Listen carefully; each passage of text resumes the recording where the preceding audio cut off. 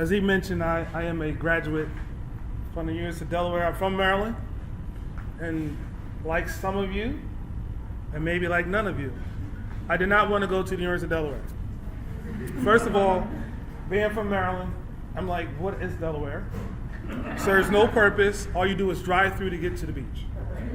And life has a way of humbling you. Life has a way of showing you that what you thought you knew, you didn't know. So growing up, I was an athlete, thought I was going to play sports, and I had an opportunity to play sports. Recruited, had scholarship offers, and I got selected to Purdue University. I was so excited. I was actually going to be in school when Drew Brees was in school. I'm like, man, we're going to go run shop. I got Drew Brees, you get to all this perspective and all this stuff.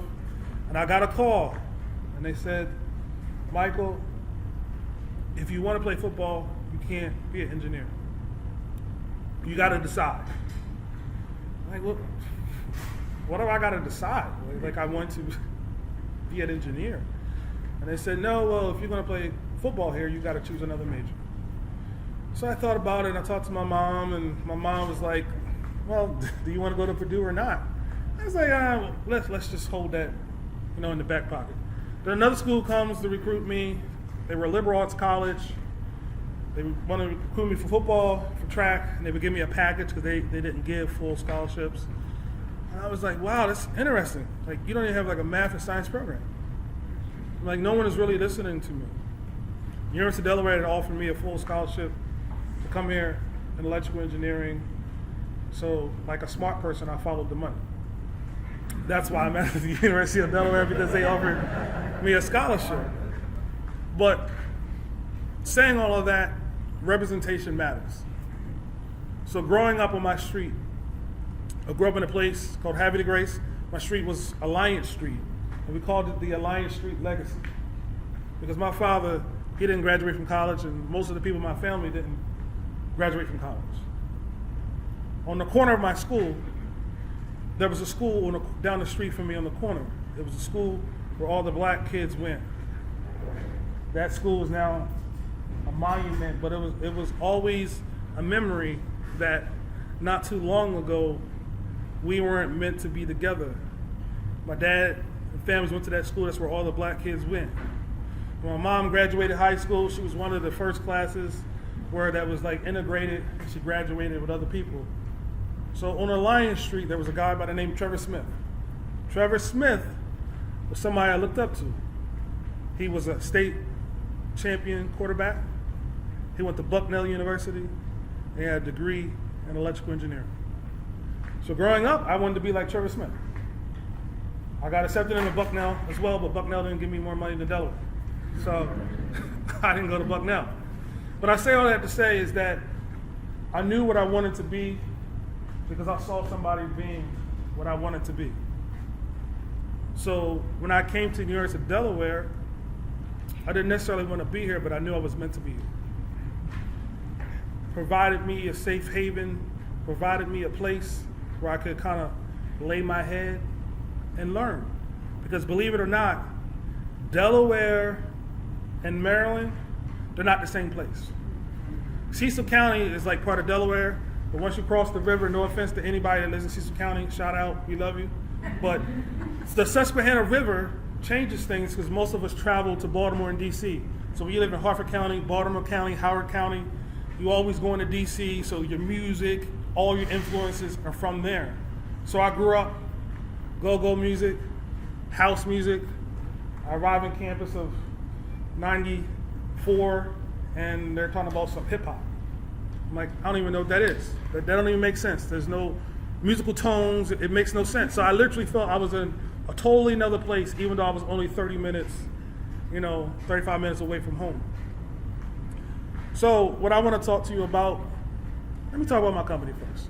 Then I'll get to what I'm talking about. So my company is Fortress Power. We help you secure your energy. So this was amazing about what we do. Everyone knows the sun has been around forever, right? At least I think it's been around forever since human beings have been around. And it's taken us this long to figure out that we could use this sun. First we started with fire, right? We wanted heat. Sun gave us heat, someone wanted to make fire. Then people decided we might can use that sun, solar panels. Solar panels are on your roof.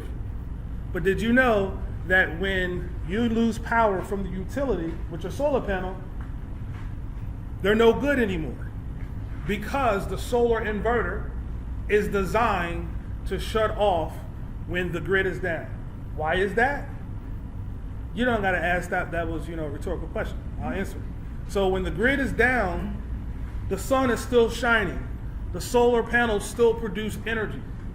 So if your mother, your father, your aunt, your cousin, your niece, your nephew was working on the line, power is still flowing.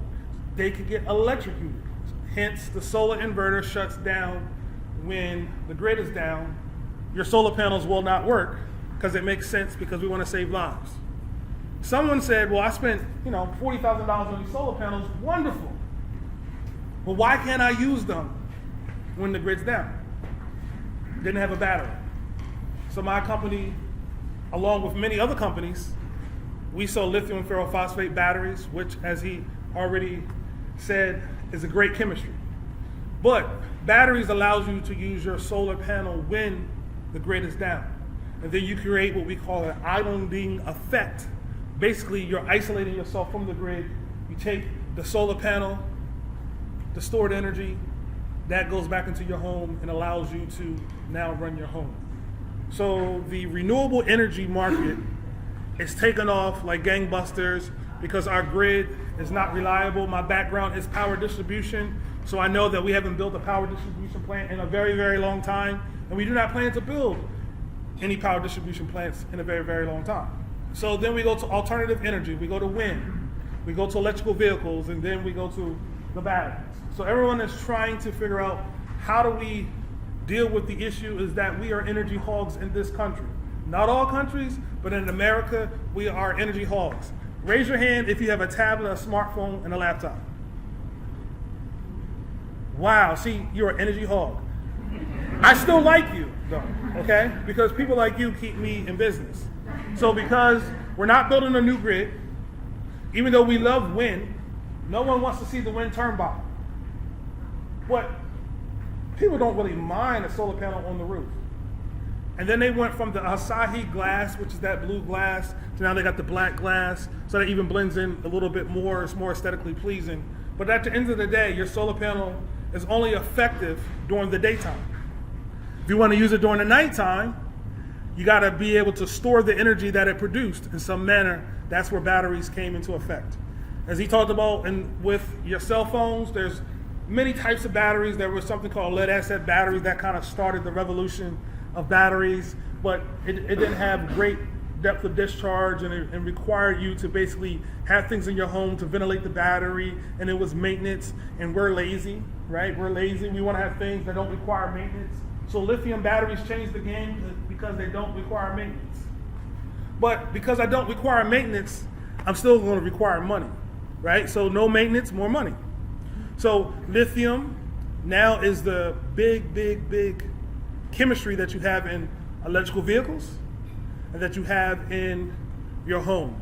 So that is my business and what I do. I help you secure your energy. You can Google me, and you can hear me say that. But you're here right now, and you get to hear me say it for free. So listen.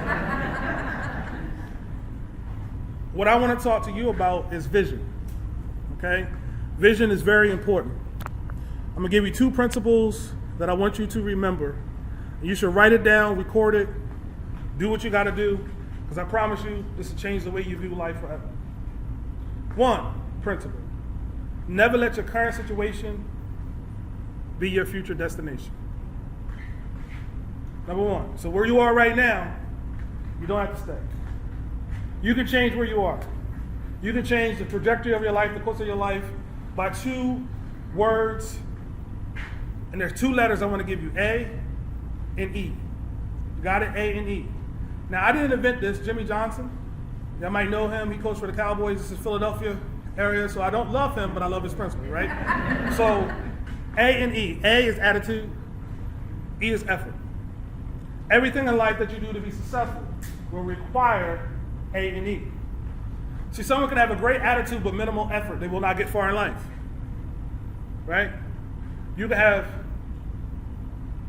great effort but bad attitude. You will not get far in life. Why is that? Because if you have great effort but no one wants to be around you, you will be unemployable, right? You'll get laid off or whatever. You'll be by yourself.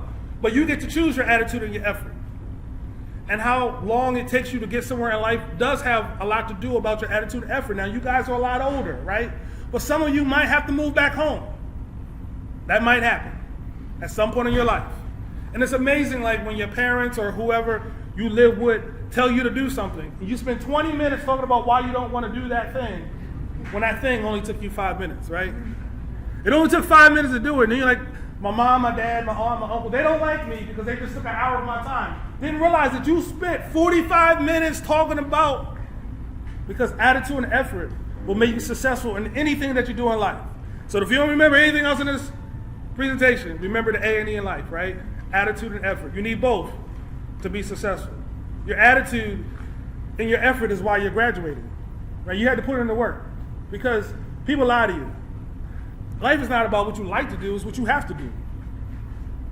I have to get up in the morning and go to work because I want to get my electricity on, right? I have to go to the grocery store because my kids need to eat. I have to shower because I don't want to smell. You have to sleep because you're human. So these are things that you have to do. You may not like to do it. I mean, I'd rather Netflix and chill, but the reality is, in the summertime, the grass needs to be cut, and I got to get off of work and cut the grass. It's just about what you have to do. So what I want to talk to you about, principle number 1, never let your current situation be your future destination. Number 2, vision. Vision will accelerate you towards your future. And this is what I really want to talk to you about, vision. So how does it tie into what I was talking about? So sight is what you can see. Okay? So sight is the natural function of the eye. Vision is the natural function of the heart. So no one can see the vision that the Creator has given you but you. So sight tells you what can be done. Vision tells you what could be done. So back then, when someone saw the sun, God gave somebody a vision that I could store the energy from the sun. Another person else had a vision that I could store the energy from the sun. And there was no doubt that when someone told him that you could take the sun, which is 93 million miles away, right, and store and house that energy, somebody probably said, you're a little crazy. But he had vision, or she had vision. So never let somebody tell you that your vision doesn't matter, because they can never see your vision. Because vision is the natural function of the heart. Sight is the natural function of the eye. So sight is the enemy of vision. So when I grew up, I had a vision of being an engineer, because that was in my heart. The football coach had the sight that I could run the ball, but I knew I was more than running a ball. Now I could have let him write the vision that he had for me. So it's very important to write your vision and make it plain. Because if you don't write your vision and make your vision plain, you will be living somebody else's vision. And there's nothing more frustrating in life than not fulfilling your vision. So when you don't write your vision, someone else will write it for you. And then you wonder why you hate going to work. You wonder why you're mad and you're bitter and you're angry. It's because you let somebody else write your vision. Okay? Your vision definitely will accelerate you towards your future. But guess what? A person that fails the plan, plans to fail. Right? So your plan is the thing that helps you execute the vision. Got it? So if you want to get to your vision, you got to write the plan. And writing the plan helps you stay on task to complete your vision. So when I got here at the University of Delaware, I met this young lady, second week in college. I'm still with that same young lady today. But here's what's amazing. Second week in college, I met this young lady. She was at a party. Don't know why I was talking to her. Maybe she looked good. Maybe she didn't look good. I don't remember exactly the circumstances. But we met in the Rodney Dining Hall. Well, I can't incriminate myself, right? I mean, at least you should. So I met her in the dining hall. She came and talked to me. And there was a girl by the name of Grace that introduced us. And I act like I didn't want to know anything. I just asked what was her last name. Because I had too much game to be like, I like you. But I was like, if I knew I had her last name, I could look her up in the directory and find her. Okay? I went to school for engineering. I did have a little bit of smarts, right? So I found her in the directory. And I told her my vision. So when I was in college, my parents had lost their home because they didn't own their home. And the person that owned their home, their son, took over ownership because the owner died. And he went to my parents and said, basically, you got to get out your house. You either got to buy this house or move. So I told this young lady, her name is Joyce, my vision. I said I would never rent from anybody in my life. I'll never do that. That's not the vision I have for my house. I want to own my own house. So I drove down from the college on 896. There was a development called Rose Hill and Clear Creek. So I had told the girl that I had just met, I'm going to live right here in this neighborhood. This is where I'm living. So I'm all about vision. This is why I'm living right here. I had no money, but I had a lot of vision. See, you don't need money to fulfill vision. Because where there is vision, there's always going to be provision. So I said, write the vision and make it plain. So I told her my vision. So when I began to struggle in school and I wanted to drop out, my grandmother passed, my grandfather passed, my aunt passed, and my uncle passed, all in successive months. 4 months in a row, I wanted to quit school. And she came to me, and she was like, well, that would be the dumbest thing you ever do is quit school, this freshman year. I'm going to quit school. She's like, but why you want to quit school? I thought you want to buy a house. I was like, I do. She's like, well, how you going to buy a house with no college degree? I was like, I don't know. I was like, but I don't want to be in school. She's like, but no, you can't quit school. So when I tell you that life is about, not always about doing what you want to do, but what you have to do, but because I wrote my vision down, someone else encouraged me not to drop the vision. She basically said, well, everything you want to achieve in life can only happen if you stay true to your vision. So sometimes you got to write the vision down so that you can actually accomplish the vision, because when you lose faith, others will have faith in the vision that you wrote. So I live confidently and I live passionately because I believe in the vision that I wrote. But this was amazing. When you accomplish your vision, you got to go and write another vision, because you can't stop at that vision. So people get in midlife crisis because they stop, because they achieve everything that they thought. Because when you're young, what was important to you then will not be important to what you now. I'm in the middle of life, so now I'm getting to the point where insurance and all these things, and thinking about how to get my kids into college, and thinking about IRAs and all that stuff, all that's important. Go getting those exams that happens when you get close to 50, needing glasses, might need 2 lenses, all that's important now. But when I was 22, none of that was important. So I told you the guiding principle that never let your current situation be your future destination. Vision will accelerate you towards your future. But everything in life happens at the speed of relationships.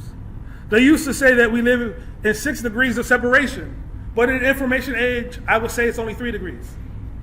If I take my network on LinkedIn, Instagram, right, Facebook, I probably connected to some of you right now you didn't even know. I'm already connected to you because you'll be a UD graduate. Now I'm an E-leg, but you're an E, I'll embrace you. And if you're a computer science guy, I'll let you in too. But the most important relationship that you'll ever have in your life is with yourself. Most of us fail to have these interpersonal relationships with ourselves. We doubt ourselves. We don't know what we want to do. But listen, vision will help you save time in your life. When you have vision, you won't go in the wrong direction. You're influenceable right now. You can go in the wrong direction when you have no vision. So when I was in college, I wanted to buy a house. So by the time of 1994 to 1999, my wife, then girlfriend, fiance, we saved up $10,000 to put a down payment on the house. So while everybody was going on spring break, having a great time, I was stacking up money because I had vision. And even though I didn't get to buy the house in Rose Hill and Clear Creek, I ended up buying a house in Brennan Estates because Rose Hill and Clear Creek was sold out. So I had to buy in Brennan Estates. So I lived in the neighborhood right next to the neighborhood that I said that I was going to live in. So even when I got there, the realtor at 22 years old was trying to get me in a townhouse. But I was like, that's not the vision I had for my life. I wanted a single family home. I wanted to have grass. I wanted to have a basement. I wanted to have a garage. They're like, but you're 22. And I'm like, and what does that mean? Most of the great things in America that happen through young people. So don't let age be your factor to keep you from dreaming. You can do and be anything you want. You just got to write a plan and make it logical. Now I'm in sales, but sales, you buy from who you like, who you know, who you trust. You know why I'm a good salesperson? Not because I'm better than anybody else, I just believe in what I do. So I told somebody earlier about work and a job. See, a job is where you go and work out your skills. Your work is what you're born to do, what you're gifted to do. And when you work your work, you never run out of energy or passion. So people buy from me because I believe in it. I sell the best battery in America, the best battery in the world. Prove me wrong. And I'll go in somebody's booth and tell them I make the best battery. Prove me wrong. And I'm so confident they scared to prove me wrong, right? Because confidence is king. But confidence comes over time. But I'm confident because I know that I'm working my work. My work, my gift is my ability to articulate a message passionately and confidently. So just because you go for school for engineering, and I went to school for engineering, that's what I was good at, that was my skill of trade, but that wasn't my gift. My gift is doing what I do right now. So I stand here today because of vision. So 5 years ago, I told somebody I wanted to start speaking. People were like, who won't listen to you? Why do you want to start speaking? Because I was like, this is what I believe I was born to do. And I said, one day I'll be full of rooms speaking to people. People are like, well, how's that going to happen? So I go to a meeting, and I begin to share what's in my heart. See, the goal in life is to have people live inside your heart.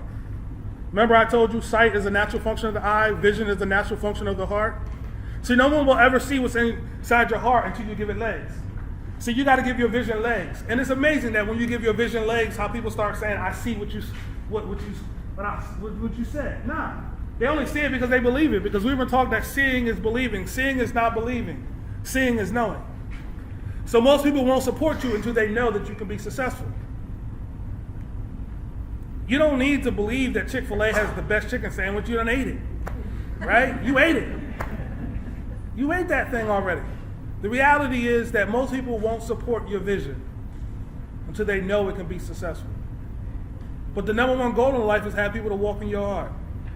So I remember moving into this house, my parents walked in my heart. My grandmother walked in my heart. My friends walked in my heart. And I remember Charlie Lawson and John Hawkins, they both graduated from the University of Delaware with me from the same high school. They was like, this is why you didn't go to spring break? This is why you didn't save any money? This is right. Because I had vision. I didn't let their sight hamper my vision. Because sight is the enemy to vision.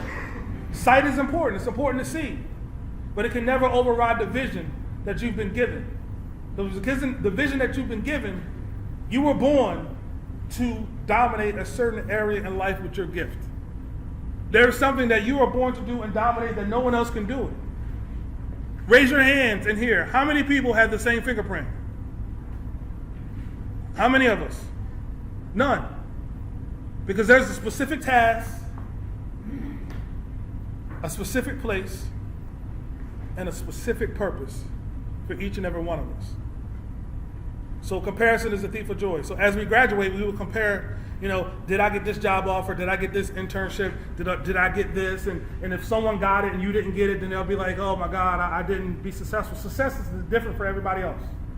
So if you're born to be the trash person, be the best trash person in America.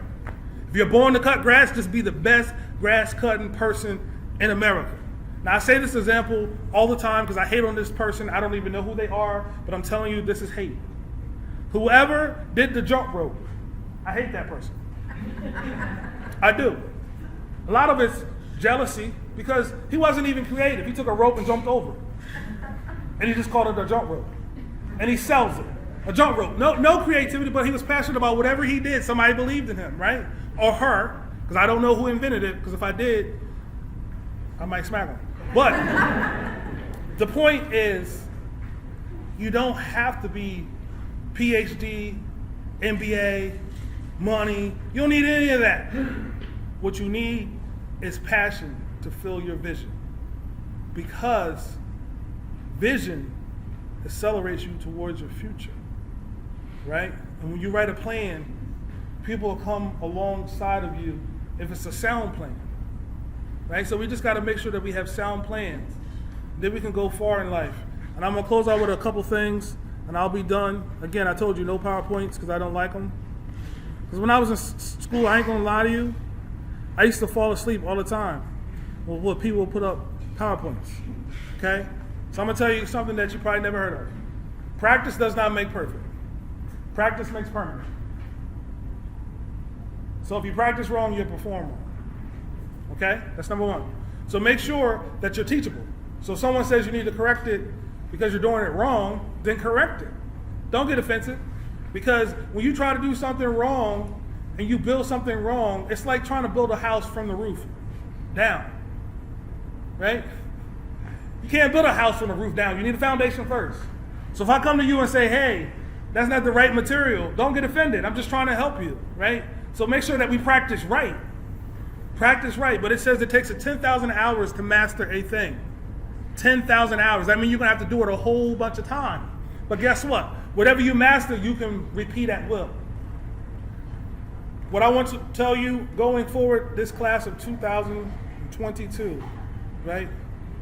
Never run from a storm in your life. Never run from a storm. Because it is calm-ist in the eye of the storm. In the middle of the storm is where it's called, right? So who wants to make money? Raise your hand if you want to make money. Some of y'all don't want to make money. What you got? Like, can you adopt me or something? Because you must got a lot. You must got something that I don't know nothing about. See, I want to make money, okay? So people are paid to solve problems. The more valuable you are is based on how well you solve a problem, right? So where do you think the most problems are? In the midst of storms. In the midst of storms is where the most problems lie. So if you want to make the most money, solve a problem. It's that simple. Most of us run for problems instead of trying to solve problems. If you solve problems, people pay you. You can even be a little Antonio Brownish, have a bad attitude. They'll still pay you. Because if you solve the problem. So if you want to be successful in life, it doesn't matter what you do. You got to just learn to be a problem solver. Find a problem and solve it. So what I love most about being an engineer and being in sales is that I get to solve people's problems. See, when you become an active listener, most people don't want to be sold, they want to buy. So as a sales professional, my job is just to get you talking. So if I get you talking long enough, I'll figure out what you want to buy. So you have on a nice shirt with blue, beautiful necklace with that bartender lady over there. She on this nice, beautiful necklace. See, my job is to convince you that you need a blue necklace, right? Convince you that I need a blue necklace. Then the price doesn't matter because once there's a perceived value, people will buy whatever that perceived value is. So first, someone's inability to see your value doesn't mean you're not valuable. Understand that. Because right now, what does a yacht do me in the middle of this room? Nothing. Right? So sometimes we are not perceived to be valuable because we're not in the right area. I'm telling you this because I've been a person that's been in areas where I was not perceived as valuable. It wasn't because I wasn't valuable, it's just that I was in the wrong area. So having vision helps you get into the right area because I know what I want to do. And just because you graduate today and just because you may not ever have a sales job, it doesn't mean that it's the end of the world. It just means that you wasn't in your gifting.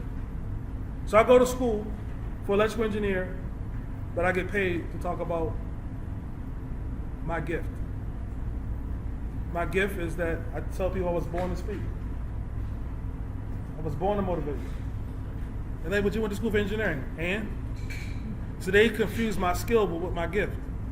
So why do you have power? Because you have power when you use your God-given ability and your God-given purpose. And power produces efficacy. That's the ability to provoke and produce change. So the key to be successful in life is find your power. Find who you are. Never let labels define you. Because labels expire. Labels can be covered up.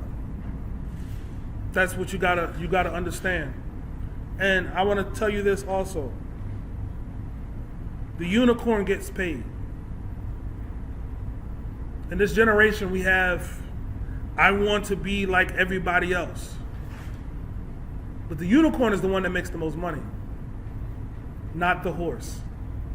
So don't be afraid to stand out. See, you're not afraid to stand out when you have vision. So when the man told me that I needed to be in a townhome, that wasn't my vision. So at 22, I built a single family home. Parents never owned a home. Dad didn't graduate. Mom didn't even go to college. But yet, my parents have 3 children that all graduated from college with all professional degrees. And I took the vision of that house that I had, and I bought a 4,500 square foot home, built that home too. Because it all was about vision. It wasn't about my money. It was about me writing the plan. It wasn't about me letting people tell me what I couldn't do because of my complexion, what I couldn't do because of my age, what I couldn't do because of my gender. See, dreams are unfulfilled vision that can't happen in a lifetime. But if a dream is big enough, and if you write the proper plan, someone will execute the dream when you're gone. So it's just so important to have vision. So I'm here because I had vision. I'm here because 5 years ago, when I was at the University of Delaware in 1994 and I graduated in 1999, there was a man by the name of Terrence Bowman. He was my mentor. And when I went to that meeting, Terrence Bowman now, 20-some years later, made a recommendation that I could be here because of a vision. So everything happens at the speed of relationships. So the most important thing that you want to know, and I said most important a bunch of times because almost everything I say I think is important, but this really is the most important thing. Bridges are meant to be crossed and not burned. Don't burn any bridge. No matter how you feel about somebody, no matter how minuscule this person may be, don't burn a bridge. You will never know when that person has an opportunity to influence and impact your life. You never know. That person that you look down on may be up here. How do I know? Because people allow me to speak because my title gives me access. See, I'm a director now and people want to kiss my butt. But I was the same person before my title ever changed. Right? So live as an integral person. So many times we have gift, but our character will not keep us there. See, our character is what sustains us. So it's important to have high value character. You have a lot of people that have high value gifting but very little character. So they get there, but they can't stay there. If you want to stay someplace, you got to have the character. There is nothing called an overnight success. People that you see that rise, they've been working and grinding for many, many, many years. It's just that we never knew them because he never was given them the opportunity. So I'm going to close with this, and I promise you, this will be the last few statements. You ready? Mental note. Success is when opportunity meets preparation. Success is when opportunity meets preparation. Preparation is an indication of what you hope for. So don't tell me if you want to be successful in life and you ain't planning nothing. You haven't started anything. Because preparation is an indication of your expectation. So if you're not preparing for nothing, then how can you be successful? And opportunities are seldom late. Most people won't recognize a good opportunity because they never prepared. So how to be successful in life? Let's write the vision, make a plan. Thank you for your time.